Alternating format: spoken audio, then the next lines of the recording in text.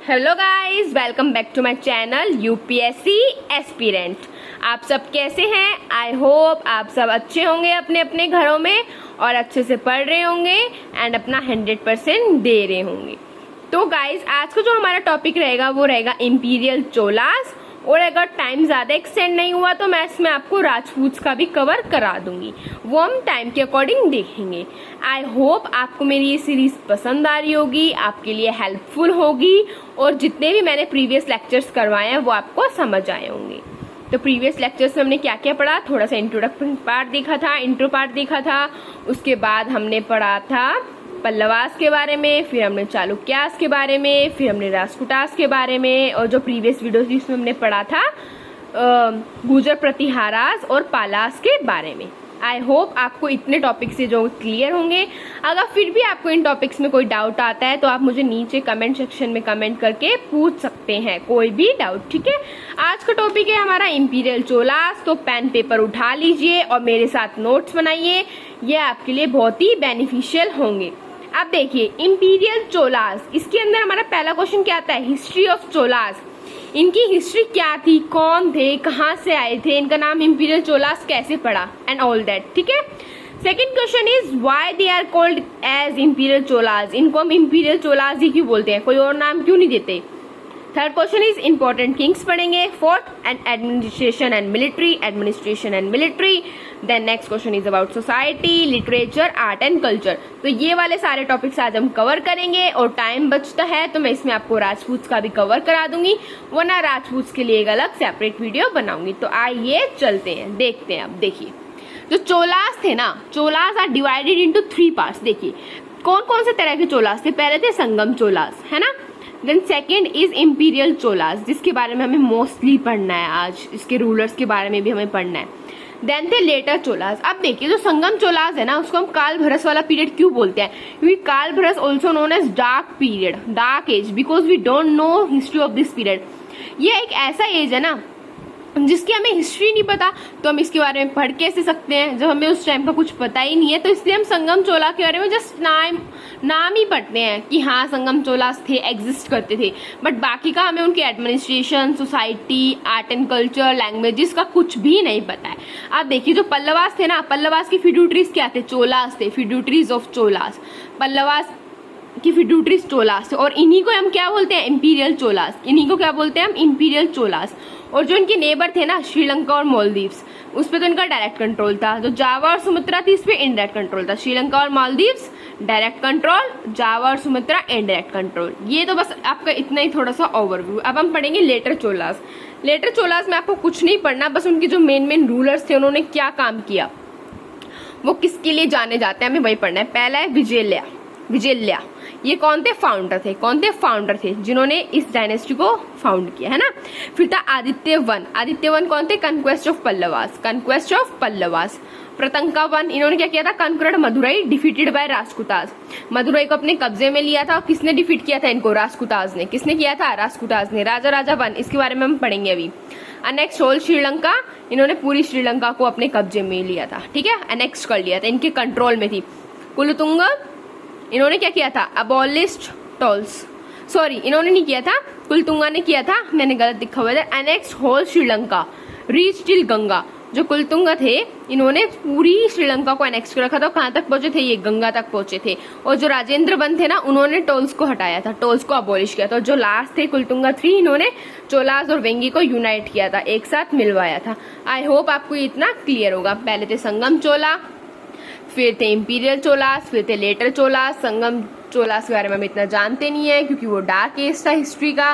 फिर आए इंपीरियल चोलास, उसके रूल्स के बारे में हम आगे पढ़ेंगे। और ये है लेटर चोलास, इन सबके रूलर्स के बारे में मैंने आपको बता दिया है। तो आइए चलते हैं। गाइज मैं फिर बोल रही हूँ, अगर आप नोट्स नहीं बना रहे हो तो प्लीज अपने नोट्स बना लीजिए, ये आपके लिए बहुत बेनिफिशियल होंगे। पेन पेपर उठा लीजिए और मेरे साथ बनाना स्टार्ट कीजिए। अब देखिए, अब हम पढ़ेंगे राजा चोला। जो राजा चोला थे ये कौन थे, देखिए Raja Chola is regarded as greatest Chola ruler. ये चोला रूलर के कौन से रूलर माने जाते हैं, ग्रेटेस्ट, महान, सबसे अच्छे। He annex north part of Sri Lanka and Maldives. इसने कौन सा पार्ट अनेक्स कर रखा था, north part of Sri Lanka and Maldives, ठीक है। फिर क्या था, Pandyas were defeated by Raja Raja. Pandyas को किसने हराया था? इन्हीं राजा ने ही हराया था। He send naval expedition to Malaysia. Naval जो पावर थी इनकी, है ना, जो नेवी पावर थी, जो समुद्री इनकी शक्तियां थी, वो उन्होंने कहाँ तक एक्सपेंड करी थी? मलेशिया तक। और अपना ट्रेड कहाँ तक एक्सपेंड किया था? चाइना तक। ठीक है। ही कंस्ट्रक्टेड बुद्धिस्ट मोनेस्ट्री इन नागपट्टनम। इन्होंने जो बुद्धिस्ट मोनेस्ट्री है वो कहाँ पे बनवाई थी? नागपट्टनम में। कहाँ बनवाई थी? नागपट्टनम में। And he constructed Brihadeeswara temple in Tanjore, Tamil Nadu. और कौन सा मंदिर बनवाया था? बृहदेश्वर टेम्पल। कहाँ पे? तंजौर। तंजौर कहाँ है? तमिलनाडु में। ठीक है गाइज। अब देखिए, during his time bay of Bengal was called as Chola lake. Bay of Bengal को क्या बोलते थे हम? चोला लेक। किस किस के टाइम पे? Raja one and Rajendra one. Rajendra one के बारे में हम अभी आगे पढ़ेंगे। और इसमें कौन सी स्टाइल फॉलो होती थी आर्किटेक्चर की? Dravidian style of architecture. कौन सी style? Dravidian style of architecture. Title given to Raja one was Ulkananda Perumal. Title कौन सा दिया गया था? उल्कानंदा पेरुमल। कौन सा टाइटल था? उल्कानंदा पेरुमल। और क्यों दिया गया था? One who measures earth like Vishnu. जो विष्णु भगवान की तरह अर्थ का मीजर करे, उसको हम ये बोलते हैं, क्या बोलते हैं? उल्कानंदा पेरुमल। अब देखिए, this man had very nice revenue policy. इनकी जो रिवेन्यू पॉलिसी थी ना, वो बहुत अच्छी थी। क्यों अच्छी थी वो? क्योंकि the land revenue was impose after measurement of the land. अब देखिए इसका मतलब क्या है। पहले के टाइम में कई राजा क्या करते थे, आपके पास कितनी जमीन हो, किसी के पास मान लो 1 एकड़ का किला है, किसी के पास 2 का है ना, और किसी के पास 1 से कम का भी है, तो सपोज लगाओ सब पे X रुपीज चार्ज होते थे, तो वो तो अनफेयर हुआ ना।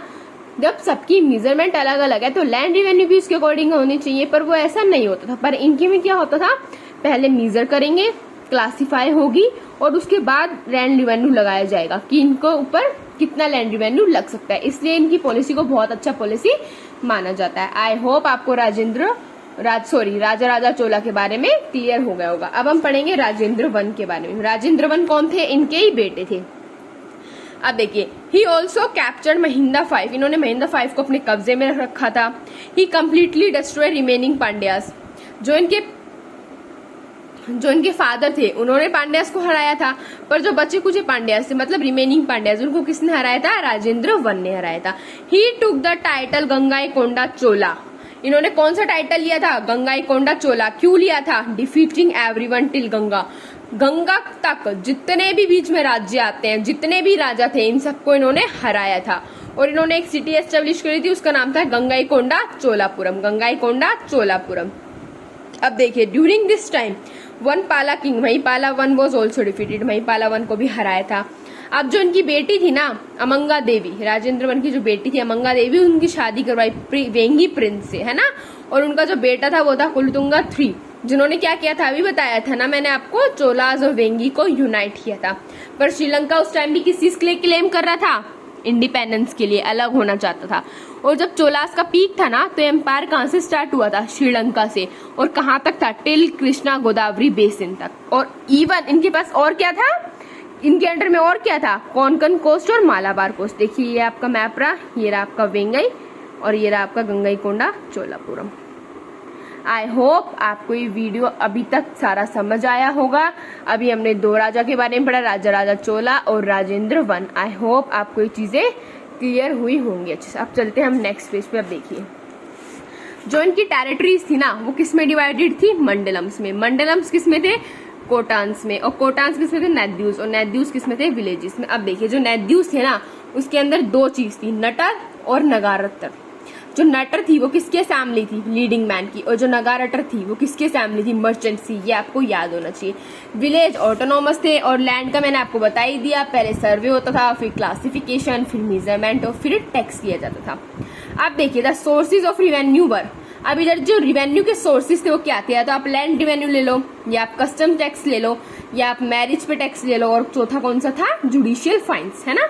इतना आपको समझ आया होगा। अब देखिए, ड्यूरिंग देयर पीरियड कांचीपुरम, जो कांचीपुरम था, it became famous for its weaving industries. इनके पीरियड में कांचीपुरम किसके लिए फेमस हो गया? अपनी वीविंग इंडस्ट्रीज के लिए फेमस हो गया।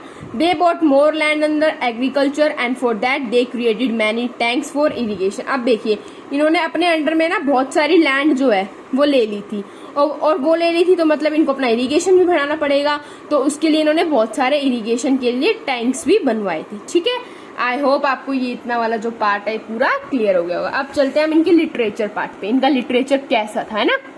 The temples were centre of imparting education. जो टेम्पल्स थे ना वो मेन सेंटर थे जहाँ पे एजुकेशन दी जाती थी, जहाँ पे बच्चे पढ़ते थे, है ना, एजुकेशन को लेते थे।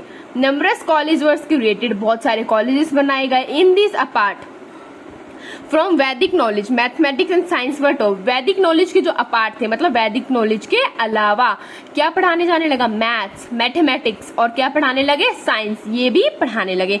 Tamil literature reach its peak. जो तमिल लिटरेचर थी वो कहाँ पे थी, पीक पे थी, ऑन द टॉप थी, है ना, तो अपने क्लाइमेक्स पे थी। अब देखिए शिवा सितानामी बाय तिथुंकर देवर, जो थी शिवा काशी सितानामी बाय तिथुंकर देवर। ये क्या थी, ये एक स्टोरी थी किसकी, सुपर नेचुरल हीरो की, who is perfect in all arts, perfect warrior, perfect lover. ये एक ऐसे सुपर नेचुरल हीरो की स्टोरी है जो कि हर एक फील्ड में परफेक्ट है। हर फील्ड मतलब सारी फील्ड, आर्ट्स की हो, वॉरियर में हो, लवर में हो, सारी चीज में परफेक्ट था, है ना। और किसने लिखी थी, तिथुंकर देवर, तिथुंकरा देवर। और कौन सी बुक थी, शिवा का सितनामी, शिवा का सितनामी।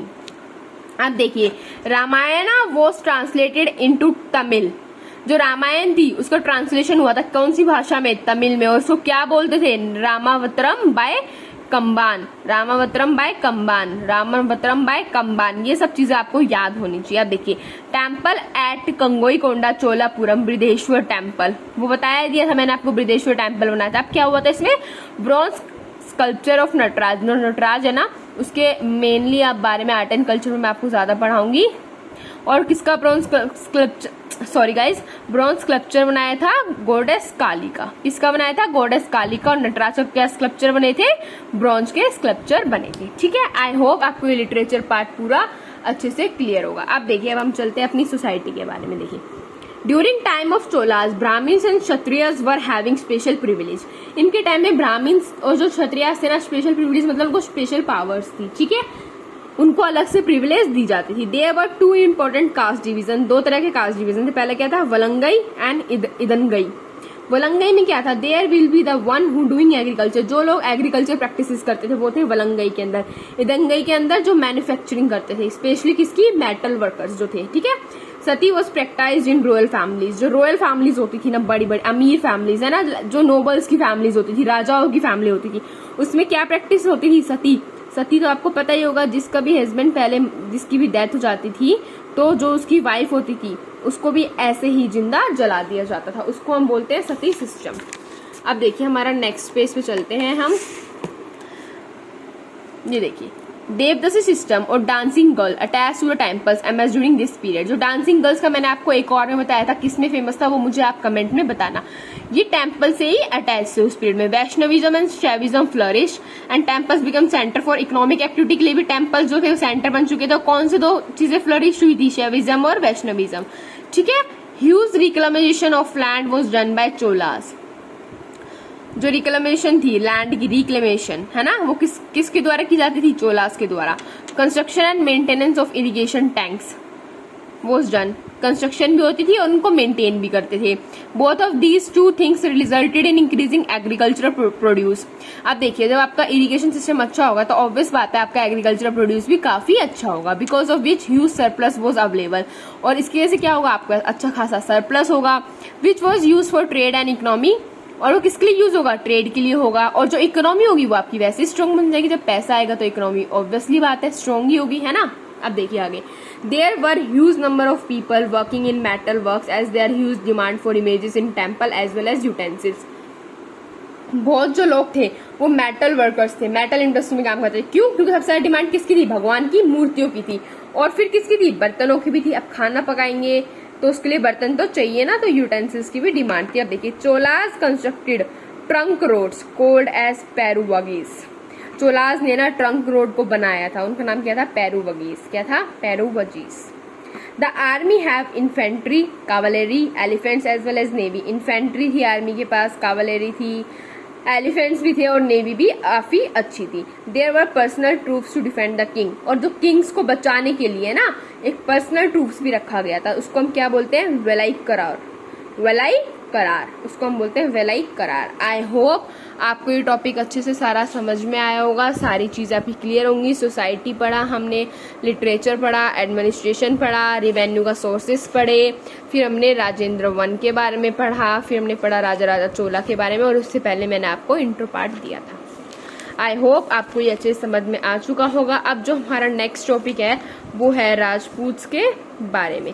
तो अब हम राजपूत के बारे में देखते हैं। देखिए जो राजपूत थे ना वो कौन थे?